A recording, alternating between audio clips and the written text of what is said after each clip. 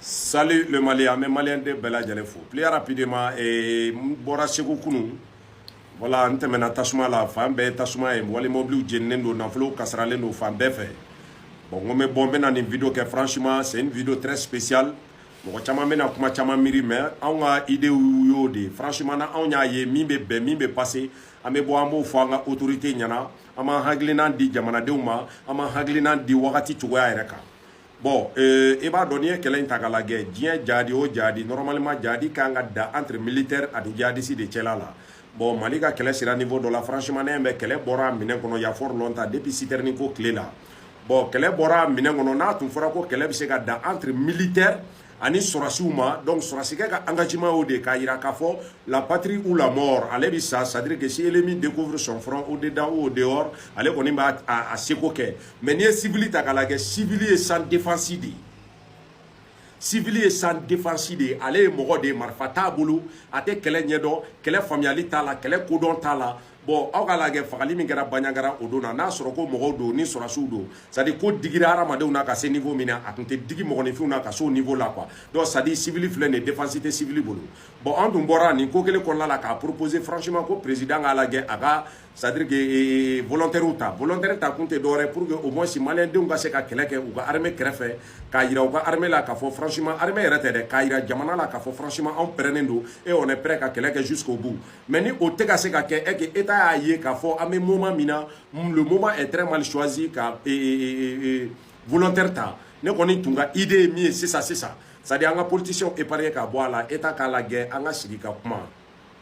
kuma in bɛna mɔgɔ caman dabali ban caman bɛna fɔ ko Kayi siranna caman bɛna fɔ o ma la armée dɛsɛra ne b'a dɔn armée tɛ dɛsɛ wa armée m'a dabɔ dɛsɛ kama ne b'a dɔn Kayi ma siran wa non Kayi tɛna siran mais franchement kɛlɛ ye fɛn dɔ ye n'a bɛ ka bɔ a minɛn kɔnɔla la ka na bila population civile ka minɛn kɔnɔla la o perte ka bon ka taa se niveau min ma ne de b'a dɔn en réalité Jadi bɛ daminɛ waati min na ne y'o fɔ n ko en général ne tɛ n prononcer Jadi kan kosɛbɛ ne bɛ n prononcer politiciens de kan parce que ne b'a dɔn politicien de ka kow ye nin bɛɛ lajɛlen ye n'i y'a da jadisiw ni anw ka armée cɛ c'est à dire que bi ma Jadi ko kɛlɛ in bila sen na o mais kɛlɛ forme bɛ taa falen ni ka tɔgɔ dɔw de da la ne b'a dɔn Jadi forme ka ca Jadi kɛlɛcogo ka ca mais ni politicien faral'a kan o fana y'a dama problème de ye quoi mais n'an ka autorité bɛ se ka politicien écarter ka bɔ kɛlɛ in na c'est à dire que u ka sigi u ka kuma entre eux et les djihadistes pour que au moins population civile sen ka bɔ a la parce que ko in daminɛra yɔrɔ jan mɔgɔw ka miniminɛnw bɛ taa jeni c'est à dire que mɔgɔw ka baarakɛminɛnw bɛ taa jeni mɔbiliw bɛ jeni citernenw carburant bɛ jeni nafolo bɛ ka kasara ka na se nin waati ma ka taa population yɛrɛ da k'a kantigɛ ka bɔ o bɛɛ lajɛlen na kow bɛ nalen donc ne bɛ min dɔn kɛlɛ la o tɛ nin ye n'a taara se population civile ma dɔrɔn franchement o kɔni o ye kɛlɛ yɛrɛ valeur bɔlen de y'a la parce que en réalité nous on pensait que kɛlɛ bɛ entre djihadistes et militaires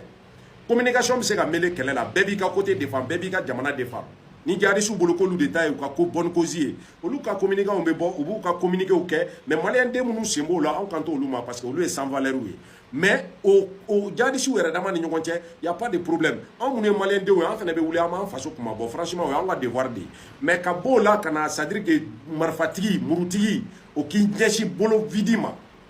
ka na minɛ k'a da k'a kantigɛ franchement o ko ma ne kunkolo minɛ mɔgɔninfin i bɛ kɛlɛ ta ni dusu ye i bɛ kɛlɛ ta ni cɛfarinya ye mais a bɛ se niveau dɔ la kɛlɛ yɛrɛ dommage minnu b'a kɔnɔna la perte minnu b'a kɔnɔna la i b'olu ta i b'olu mesurer parce que n'a sɔrɔ a bɛ da e yɛrɛ ka niveau la ni o ye militaire ka niveau ye n'a sɔrɔ kɛlɛ bɛ da entre les djihadistes et les militaires là d'accord mais ka taa b'o la ka taa se population civile ma kɛlɛ dun étape par étape de anw ka sɔrɔsiw t'u bolo jigin parce que franchement u dalen don u yɛrɛ la k'a fɔ k'u bɛ se ka kɛlɛ in kɛ nin tun ye ne ka idée de ye pas que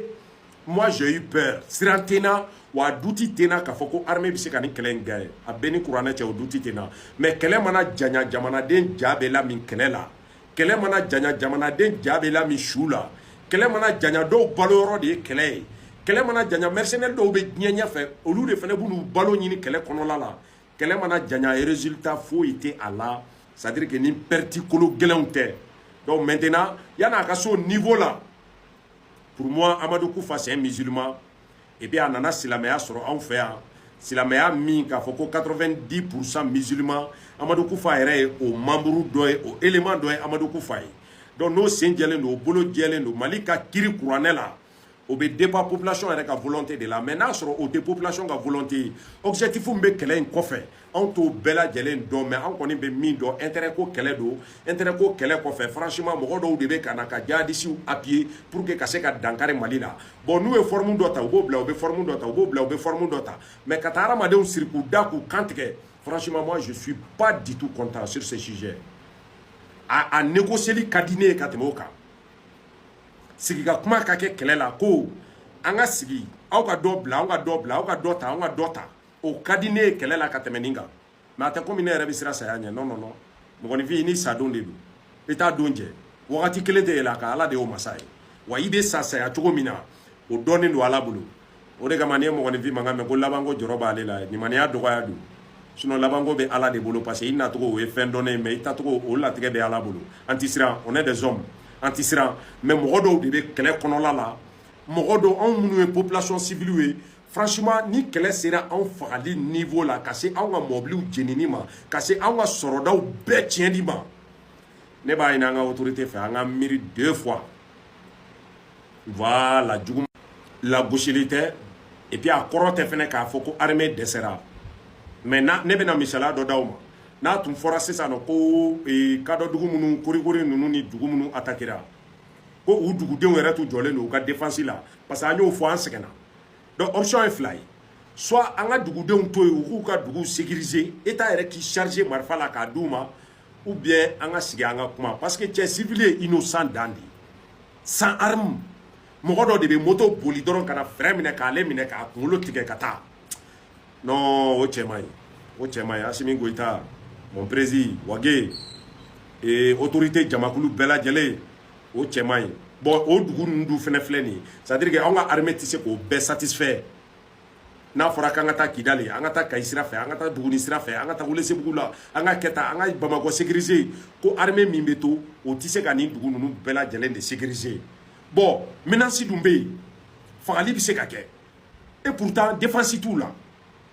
ils sont dans le ou mais vidi de sigilen don k'u fagabaga kɔnɔ bɛɛ tɛ se ka boli ala dugu dɔ filɛ nin an ka boli an k'o ma gɛn bɛɛ tɛ se ka taa wa o bɛ na surprise de la parce que kɛlɛ ye stratégie de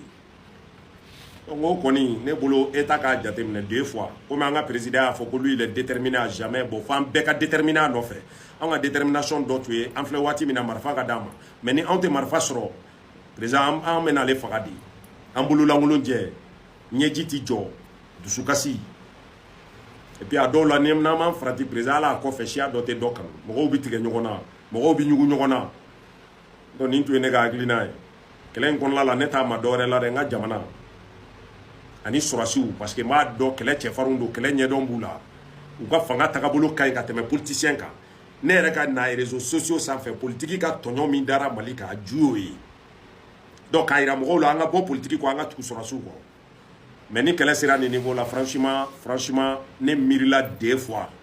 ne ye n sigi n ye miiri 2 fois détermination min tun bɛ n na voilà ani est ce que an bɛ se ka bɛn ko la wa entre nous et les djihadistes politiciens ka écarté kɛlɛ forme ka ca o politiciens ma na dɔwɛrɛ la djihadistes fan fɛ dɔwɛrɛ tɛ o yɛrɛ ɲini boli de don parce que u m'a sɔrɔ an fɛ yan f'u ka sɔrɔ olu fɛ yen mais aw k'olu bɔ yen Amadou Koufa c'est mɔgɔ de don jinɛ tɛ c'est musulman n'a ko k'a nako ye ala ko de ye an ka sigi jeli ka jɔ an ka sigi jeli ka jɔ kantigɛli ka jɔ merci à vous mobili minnu jenna moi j'ai quitté à Ségou hier ça fait grave ala ka Mali suma